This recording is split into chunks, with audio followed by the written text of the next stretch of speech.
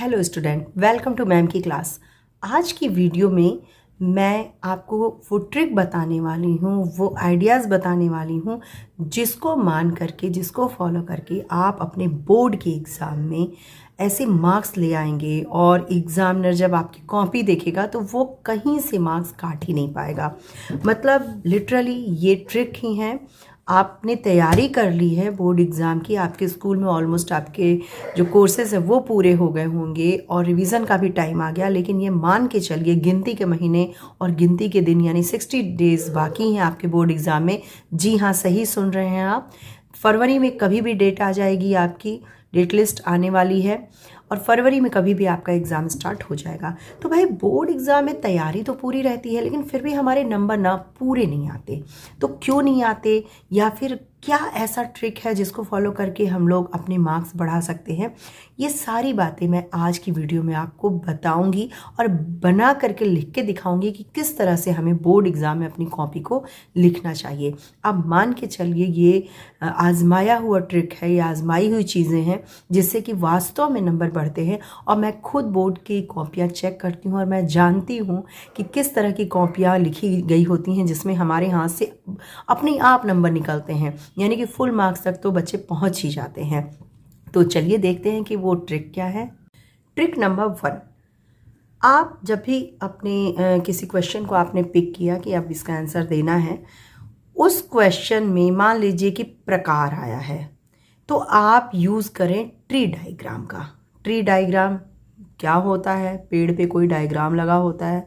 नहीं भाई, ये क्या होता है, चलिए मैं आपको दिखाती हूँ।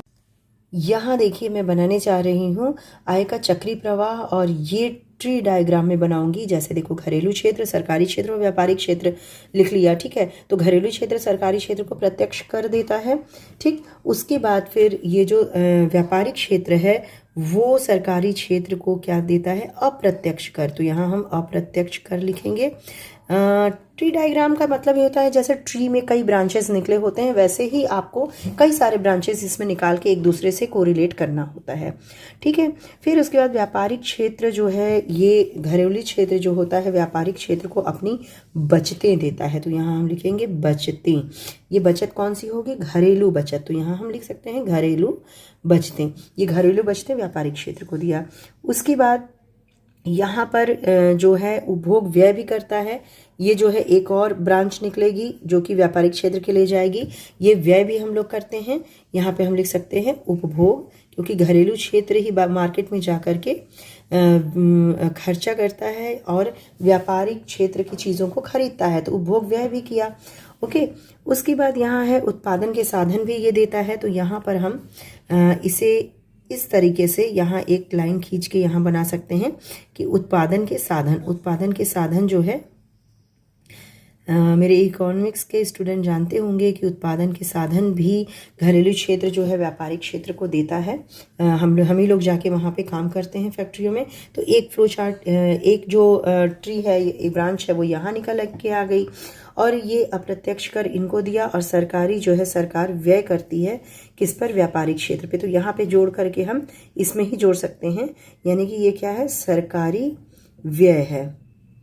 तो अपनी इस पूरी बात को हम लिखने के लिए एक लंबा चौड़ा पैराग्राफ भरते, लेकिन इस ट्री डायग्राम के तहत हम केवल किधर को फ्लो जा रहा है, ये देखिए किधर को जा रहा है, केवल एरो लगा करके इसके कई ब्रांचेस निकाल करके इस बात को शो कर देते हैं। तो यहाँ क्या होता है ना, एग्जामिनर को सीधे ये चीज़ दिखती है। तो एग्जामिनर इतना तो जानकार होते ही हैं हम लोग कि ये जान जाते हैं कि इतना बच्चा लिखा है, यानी कि इसके बारे में अच्छे से जान रहा है। और आपको क्या करना पड़ा? बस इस ट्री डायग्राम की प्रैक्टिस करनी पड़ी और ये सारे पॉइंट्स लिखे हैं तो आप पैराग्राफ भी लिख सकते हो, लेकिन इससे बनाना बहुत ज़रूरी है। इसे बनाओगे तो कहीं से भी आपके नंबर नहीं कटेंगे।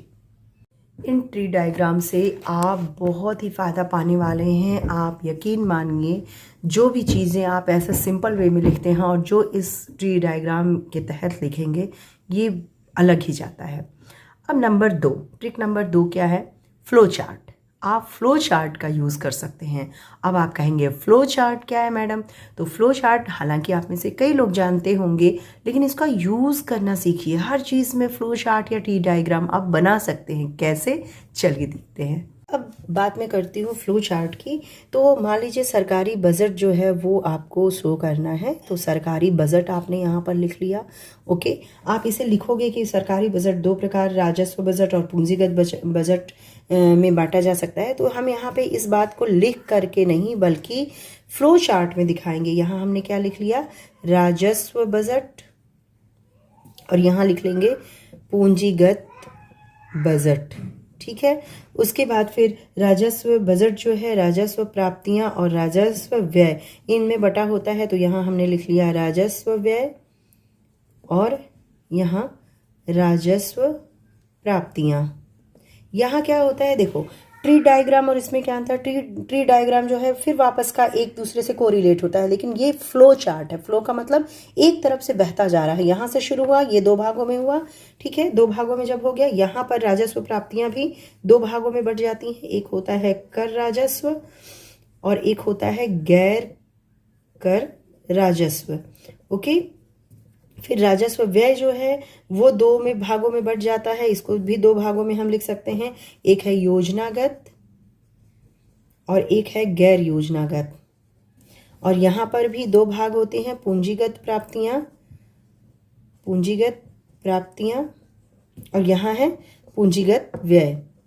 इसका मतलब ये कि फ्लो चार्ट के रूप में आप जब इसको शो करते हो, आप इसे लिखोगे तो 2-3 पैराग्राफ लग जाएगा, लेकिन पहले आप इसको बनाओ। अगर दीर्घ उत्तरी में है तो इसे आप फिर लिख लो। अगर अति लघु में आता है अगर ये मान लीजिए, तो आप केवल फ्लो चार्ट बना लो, अपना समय भी बच जाएगा और पूरे के पूरे मार्क्स मिल जाएंगे। और इतना जहां आपने बना लिया तब तो मतलब कि आप लिख भी रहे हो, नहीं भी लिख रहे, आपको फुल मार्क्स मिलते हैं। लिखा हुआ भी आप अगर थोड़ा बहुत गड़बड़ लिखते हो फिर भी आपको फुल मार्क्स मिल जाते हैं। ये देख करके एग्जामिनर ये समझ जाता है कि आपको ये चीज़ आती है अच्छे से।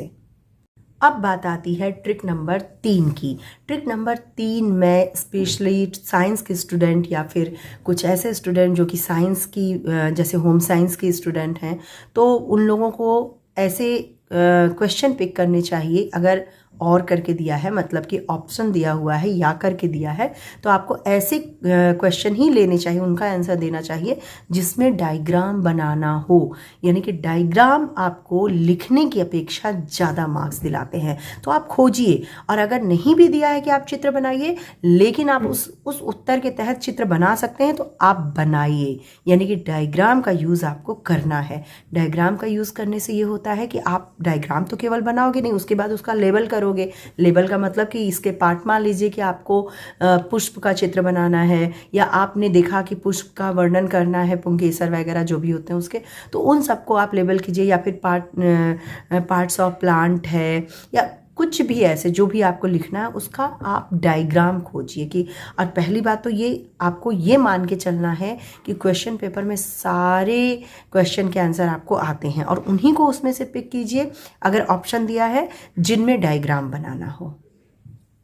ट्रिक नंबर 4, ये ट्रिक आप कह सकते हैं प्रकार अगर बताना है, यानी कि किसी चीज़ का है कि उसके कितने टाइप्स हैं या कितने लक्षण हैं, कितने विशेषता, मतलब ये इतना ज़्यादा यूज़ होता है। और ये शायद ही किसी किताब में आपको मिलेगा जो मैं बताने जा रही हूँ। जो मैथ के शेप्स होते हैं जैसे सर्कल, पेंटागन, ट्राइंगल, स्क्वायर, इन सब को यूज़ करके आप प्रकार को बताएं। यानी मान लीजिए किसी चीज़ के 4 प्रकार हैं तो आप वहाँ पे स्क्वायर बना सकते हैं, किसी चीज़ के 3 हैं तो आप ट्राइंगल बना सकते हैं, यानी त्रिकोण बना सकते हैं। यानी प्रकार में आप कैसे शो करेंगे, चलिए मैं अभी आपको बना के दिखाती हूँ और आप खुद अंतर समझेंगे कि एक सिंपल वे में लिखना कि 4 प्रकार हैं और उसको लाइन से लिख देना, और एक शेप में लिखना कितना अट्रैक्ट करता है, शेप में लिखना, और क्या अंतर दोनों में होता है। चलिए मैं बना के ही आपको दिखा देती हूँ। शेप में प्रकार को कैसे दिखाएंगे, मान लीजिए कि आपको बजट के प्रकार दिखाने हैं, तो आप ये बजट के प्रकार इस तरीके से न लिख करके, इसे मिटाया मैंने, हम बीचों बीच लिखेंगे बजट के प्रकार। अब आपको मालूम है कि बजट के कितने प्रकार हैं, 3 प्रकार हैं, तो आप क्या बनाओगे, ट्राइंगल बनाओगे। ओके, ट्राइंगल आपने बनाया और इस तरह से यहाँ पे लिख दिया संतुलित बजट। ठीक है, यहाँ पे लिख दिया अधिशेष बजट, और यहाँ लिख दिया घाटे का बजट। ठीक है, बस इतना आपको करना है। ये 3 प्रकार आप जानते थे, 3 प्रकार को आप लाइन से भी लिख सकते थे, लेकिन आपने क्या किया, ट्राइंगल में बनाया। ये जो ट्राइंगल है यही अट्रैक्ट करेगा एग्जामिनर को, और जब एग्जामिनर इस पर ध्यान देगा, इसका मतलब कि आपको नंबर देगा। दूसरा, मानिए किसी चीज़ के 4 प्रकार हैं तो आप इस तरह से चतुर्भुज में बना सकते हैं, या फिर 5 प्रकार है तो आप उसको पेंटागन में बना सकते हैं। अगर 6 प्रकार है तो आप उसको हेक्सागन में इस तरह से बना सकते हैं। अब आप कहेंगे कि मैडम 6 से ज़्यादा प्रकार हो तो भाई 6 से ज़्यादा प्रकार हो तो सभी चीज़ के लिए है हमारा सर्कल। सर्कल बना के इस पर चाहे जितने प्रकार आप बैठा सकते हो इस तरह से करके, और यहाँ पे लिख दो जिसका आपको प्रकार चाहिए। तो इस तरह से आप इन शेप्स का यूज़ करके अपने आंसर को अट्रैक्टिव बना सकते हैं। अब बात आती है ट्रिक नंबर 5 की। ये ट्रिक सिंपली मैं सभी स्ट्रीम के स्टूडेंट हैं उनको कहूँगी कि भाई अगर आप कोई भी क्वेश्चन पिक कर रहे हैं, और ख़ास करके दीर्घ उत्तरी लॉन्ग आंसर टाइप क्वेश्चन अगर आप पिक कर रहे हो, तो वहाँ पे आप जो अपने आंसर को ना पॉइंट्स दो। पॉइंट का मतलब है कि उनको बिंदुओं में लिखो। जैसे अगर आपको लिखनी है कि किसी भी चीज़ की विशेषता बताइए और इसके गुण अवगुण बताइए, और किसी दूसरी चीज़ से इसका कंपेयर करना है, तो आप इनको ना पॉइंट्स यानी कि 1 2 3 विशेषताएं हैं, 1 ये विशेषता, 2 3 4 ऐसे करके पॉइंट्स में लिखो। जब आप बिंदुओं में लिखते हो ना तो किसी चीज़ की काउंटिंग बड़ी ईजिली हो जाती है, और काउंटिंग होने का मतलब आपके नंबर की काउंटिंग होती जाएगी, और आपके नंबर की काउंटिंग का मतलब आपको नंबर मिलते जाएंगे। तो आप किसी चीज़ को जब नंबर्स देते हो, नंबर में शो करते हो, यानी पॉइंट्स में अपने आंसर को देना सुनिश्चित कीजिए, पॉइंट्स में अपने आंसर को दीजिए। हालांकि मैंने बता दिया कि अगर कोई टाइप है तो आप उसको शेप में, फ्लो चार्ट में, ट्री डायग्राम में शो कर सकते हैं, लेकिन ये सारी चीज़ें नहीं है, फिर भी आप अपने बोरिंग लगने वाले पैराग्राफ को ना पॉइंट्स में जब कर दोगे तो वो अट्रैक्टिव लगेगा, और चेक करने में भी बहुत आसान होगा। नंबर्स बांटने में एग्जामिनर को, एज ए एग्जामिनर मैं खुद जानती हूँ कि जिन बच्चों ने पॉइंट्स में लिखा उनके नंबर उनकी अपेक्षा ज़्यादा थे जिन्होंने पैराग्राफ और बिल्कुल वर्णन सा कर दिया, एक्सप्लेन कर दिया। तो ये बोरिंग से में ना आंसर में नंबर देने में भी कन्फ्यूज़न होती है, कन्फ्यूज़न या यूँ कहें कि वो नंबर निकलता ही नहीं है हाथों से। लेकिन जब आप पॉइंट्स में बांटते हो ना तो बहुत अच्छे से नंबर भी आप गेन करते हो। तो पॉइंट्स में हम कैसे लिख सकते हैं ये भी चलिए मैं आपको दिखा देती हूँ। अब अगर मान लीजिए एक क्वेश्चन है कि प्रत्यक्ष कर के बारे में बताएं, प्रत्यक्ष कर के बारे में बताना है, आपने लिखा प्रत्यक्ष कर। अब इसे आप केवल एक पैराग्राफ में ही बताना है मान लीजिए, फिर भी इसे बिंदुओं में कर दीजिए। प्रत्यक्ष कर के बारे में पहला बिंदु आप लिख दीजिए, यह कर व्यक्तियों और कंपनियों पे लगाया जाता है, ठीक है। दूसरा, आप मतलब एक पैराग्राफ को ही तोड़ तोड़ के बिंदुओं में बना लीजिए कि इन करों का भार किसी अन्य को हस्तांतरित नहीं किया जा सकता। तीसरा पॉइंट हो जाएगा कि इनकी प्रगति प्रगतिशील होती है। चौथा पॉइंट हो जाएगा, यह कर अर्थव्यवस्था के सभी खंडों तक नहीं पहुंचते हैं, मतलब जो आय एक निश्चित आय से ज़्यादा कमाएगा उसी पे ये प्रत्यक्ष कर लगता है। तो इस तरह से आप कई पॉइंट्स में इसके उत्तर दे सकते हैं।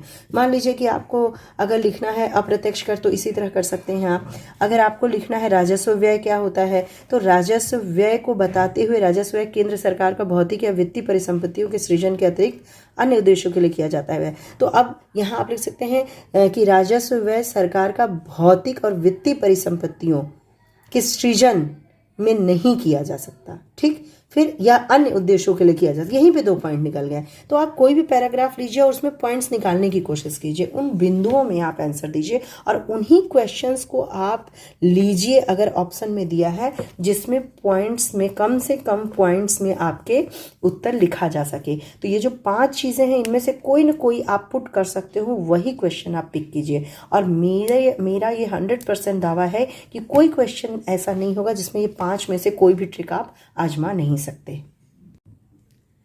तो स्टूडेंट, आई होप कि ये सारी बातें आपको समझ में आई होगी और ये 5 ट्रिक जो है वो आप लोग लागू करेंगे अपने आने वाले एग्ज़ाम में, और बोर्ड में आपको ज़्यादा नंबर लाना है इन ट्रिक्स को ही अपना के।